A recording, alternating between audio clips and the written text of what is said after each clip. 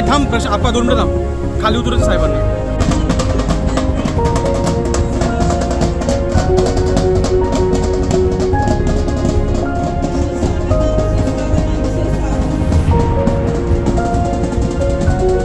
त्यांच्या मातोश्री व पिताश्री आपल्या स्टेजवरती आहेत, तरी त्यांचं नाव आहे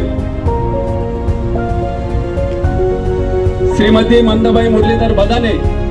यांचा सत्कार आणि सन्मान आपले राज्याचे कॅबिनेट मंत्री अनिल दादांना मी विनंती करतो की श्रीमती मंदाबाई मुरलीधर बदाने, श्री मातोश्री योगेश बदाने यांच्या आई आहेत त्या शहीद योगेश बदानेंच्या.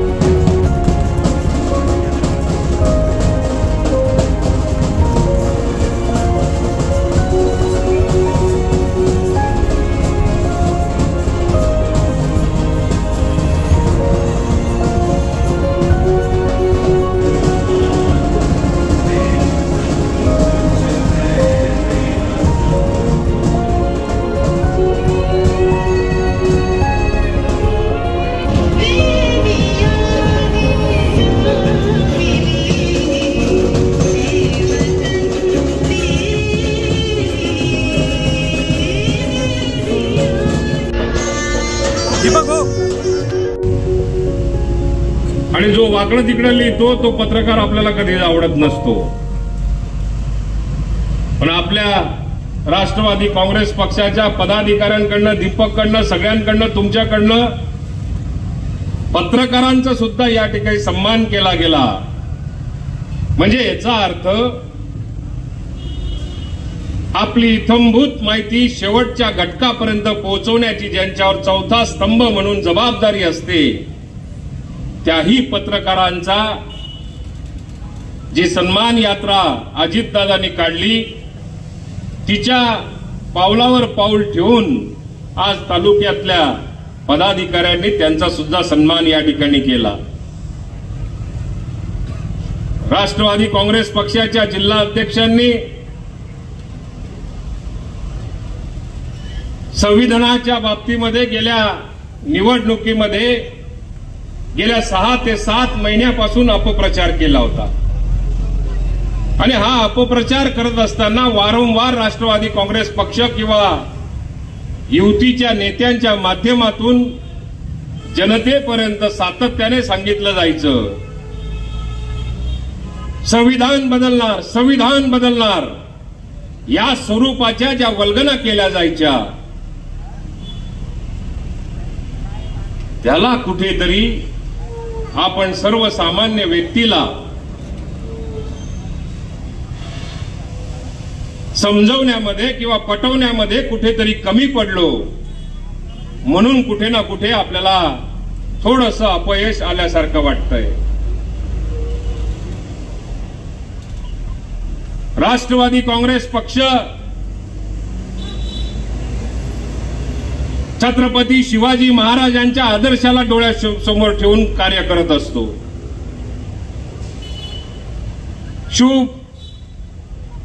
शाहू फुले आंबेडकरांच्या माध्यमातून आपल्या देशाला जे काही घटनात्मक आपल्याला संरक्षण दिलेलं आहे, त्याच्या आधारावरती हा राष्ट्रवादी काँग्रेस पार्टी काम करत असते. या तालुक्यातल्या सगळ्या जबाबदार पदाधिकाऱ्यांनी परवा सुमितच्या माध्यमातून धुळ्यामध्ये एक कार्यालयाचं उद्घाटन झालं. तुमचं वय किती आता सध्या? 38 वय. 15 ऑगस्टलाच त्याला स्वातंत्र्य सुद्धा मिळालेलं आहे.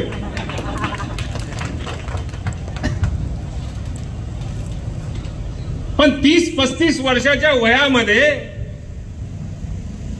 जनतेची आपण सेवा केली पाहिजे, पक्ष संघटन वाढवलं पाहिजे, अशी भूमिका ज्या कार्यकर्त्यामध्ये असतं त्याला तो उपजत गुण म्हणावा लागेल. की ज्याच्यामध्ये तो उपजत गुण असतो तोच कार्यकर्ता अशा पद्धतीची डेअरिंग करतो. तात्या, मी माझ्या 40-45 वर्षाचा होऊन गेलो तरी सुद्धा माझ्याकडनं कार्यालय काही तयार झालं नव्हतं. आता आमदार झाल्यानंतर कार्यालय असल्याशिवाय पर्याय नाही म्हणून आमदार झाल्यानंतर मी पहिल्यांदा कार्यालय तयार केलं. कारण तेवढी परिस्थिती नव्हती माझी. एक सर्वसाधारण शेतकरी कुटुंबातला असल्यामुळे कार्यालय उभं करायचं म्हटलं तरी सुद्धा त्या ठिकाणी एक जागा बघावी लागते, टेबल खुर्च्या बघाव्या लागतात.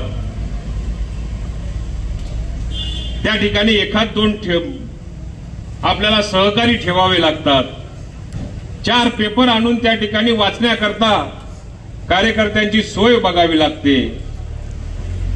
हे करायचं जर का असेल तर त्याच्यासाठी आपली महत्वाकांक्षा जी असते, कुठल्याही पदावर आपण नसताना सुद्धा अशा स्वरूपाचं कार्यालय आपण ज्यावेळेला सुरू करतो त्यावेळेला अनेक अडचणींना आपल्याला सामोरी जावं लागतं. आज राष्ट्रवादी काँग्रेस पक्षाचं या ठिकाणी कार्यालयाची सुरुवात झालेली. मी आपल्याला सगळ्यांना या कार्यक्रमानिमित्त अशा शुभेच्छा देतो. आपलं कार्यालय किती पॉश आहे ही गौण बाब आहे. आपलं कार्यालयामध्ये डेकोरेशन किती चांगलं आहे ही काही आपल्याला लक्षात ठेवण्याची किंवा ध्यानात ठेवण्याची आवश्यकताच नाही.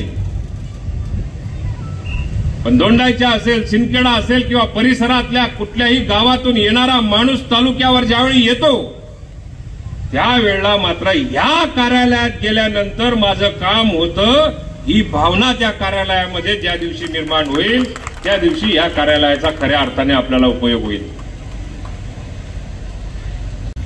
काही लोक चांगलं म्हणतील, काही लोक म्हणते हा रिकामा आहे, याला काही काम नाही म्हणीसनी कार्यालय उघडेले का झालेच देवानं नाही.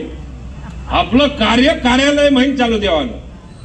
ज्या कार्यालयाच्या बाहेर जास्ती जोडे उतरतात, ज्या कार्यालयाच्या बाहेर जास्तीत जास्त सर्वसामान्य माणूस आपली समस्या घेऊन येतो आणि त्याचं म्हणणं ऐकलं जातं आणि त्याचं जे म्हणणं असेल, त्याची जी समस्या असेल त्याचं निराकरण ज्या पद्धतीने आपण करतो 100% लोकांचं काम होईल असं कधीच आपण दावा करायची आवश्यकता नाही. पण त्याचं समाधान झालं पाहिजे. त्याचं काम मार्गी लागण्याकरता स्वतः आपण अभ्यासू झालं पाहिजे. ही भूमिका मात्र आपल्याला येणाऱ्या काळामध्ये प्रामुख्याने निभवावी लागणार आहे. आपण जो कार्यक्रम ठेवला शासनाच्या वतीने आपल्या 78व्या या स्वातंत्र्य दिनाच्या निमित्ताने प्रत्येक जिल्ह्यात, प्रत्येक तालुक्यामध्ये, प्रत्येक स्तरावर एक वेगळा उत्सव साजरा केला जातोय. आजपासून या कार्यालयाच्या माध्यमातून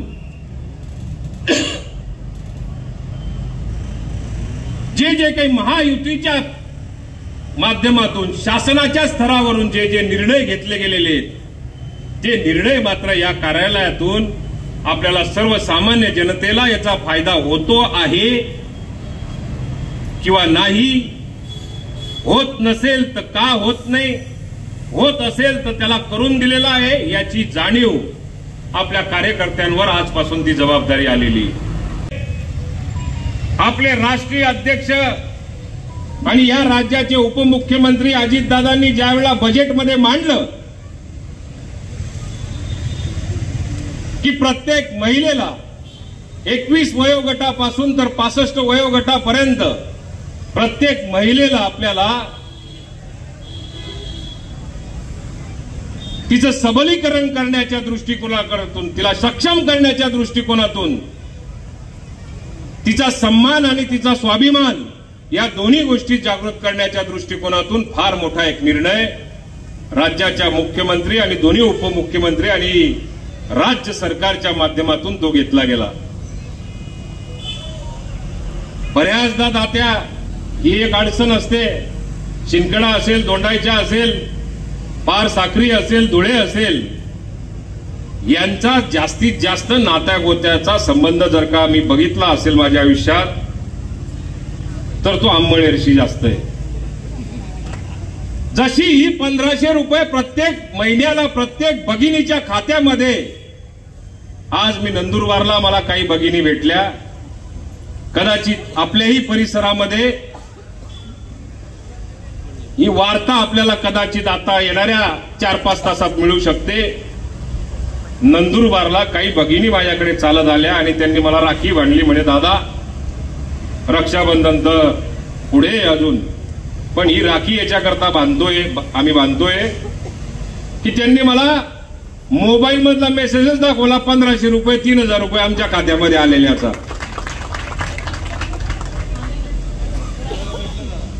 यांनी काही मला मेसेज दाखवला नाही, पण नंदुरबारवाल्यांनी मेसेज दाखवला. बहिणीचे सरकारने दिले ना म्हणे 1500 रुपये महिना, पण आमनं भाऊच काय हो आहे ते म्हणता आता हे जरसा तू वावर मध्ये जास का म्हणतो. मग म्हणजे वावर मध्ये जास म्हणे. मी म्हटलं का रे, 1700-1800 रुपया, 2000, 4000, 5000 रुपया विमा आपल्या काढला पडे, तो 1 रुपया मा विमा तुला कोणी काढ दिले. 7.5 HP पर्यंत आपल्या परिसरामध्ये ही सगळ्यात मोठी समस्या होती की ज्या वेळेला वीज बिल माफ 7.5 HP पर्यंत हा निर्णय जर का घेतला असेल तर तो कोणाकरता घेतलेला आहे. तात्या आमच्या तालुक्यामध्ये सगळ्याच शेतकऱ्यांकडे 1-1.5 लाखाच्या खाली त्याला बिल नाही. अजित दादाने ते बी काम करून टाकलं. मागलं बिल भरानं नाही आणि पुढलं बिल येवा नाही. त्या पैसा असती तजबीज बी कट टाकी. आज 7.5 HP पर्यंत ज्या वेळेला बिल भरायची आपल्याला वेळ यायची आणि ते बिल मागणारे सुद्धा वायरमन ज्या वेळेला यायचा, तो वायरमन कोणत्या वेळी यायचा की जेव्हा सीझन चालू होईल, पाणी लागे, त्याच टाइमले तो कट कराल तर येन सांगे या पैसा भरा, नाही ते आम्ही तुमनं कनेक्शन कट करायला नव्हतं. आता त्या वायरमन तोंडच दे का ना काम नाही तुमले. हे 7.5 HPचं 1500 रुपयाचं जर का भगिनीला आपल्याला जर का तिला हक्काचा पैसा निर्माण करून द्यायला सरकारने जर का मदत केली असेल तर 1.5 लाख 1 लाख रुपया पैसा तुला सूट भेटी जायले यादीतून आज उपकार आहेत. हा फायदा हा सरकारने फार मोठ्या प्रमाणावर घेतला आहे. तरी याले काही फरक पडत नाही. जल्दी हाऊ सांगत काही नाही हो, निवडणुकी येले मनीसन करते नाही, पण तात्या आई सरकार जर का पुढे राहिलं ना तरच या योजना चालावे. आई सरकार समजा जर का आता तर उगे चुकीचं दुसरा पटणे दाबाई घ्या तुमनावरी तर मात्र या योजना काही खरं राहावा नाही.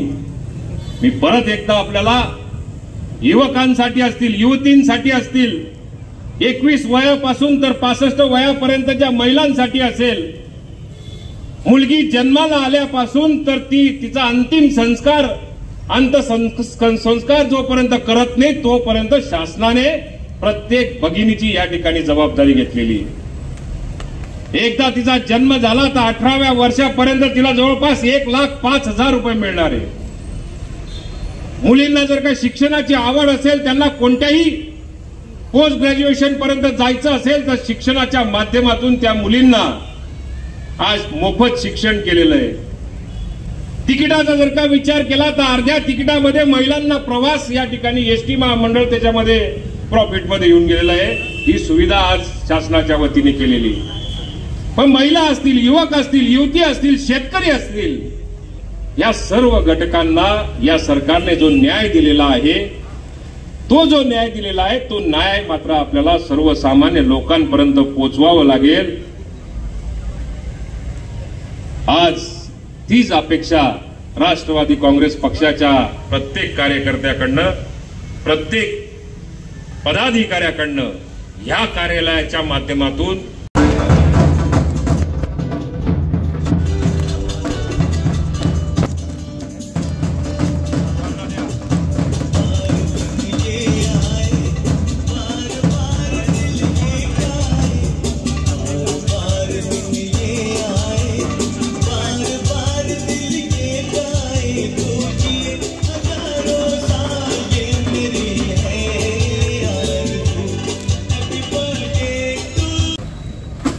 आज देशात संपूर्णकडे स्वातंत्र्य दिवस जोरात आणि उत्साहात साजरा केला जात आहे। आमचा संकल्प होता की देशाच्या स्वातंत्र्य दिनी आम्ही जे या भारत मातेचे वीर सुपुत्र जे शहीद तालुक्यातील काही आमचे बांधव झालेले आहेत त्यांच्या शहीदांच्या माताश्री पिताश्रींचा आम्ही आजच्या या चांगल्या दिवशी देशाला स्वातंत्र्य मिळणाऱ्या दिवशी त्यांचा खरोखर गुणगौरव करणं हे गरजेचं होतं।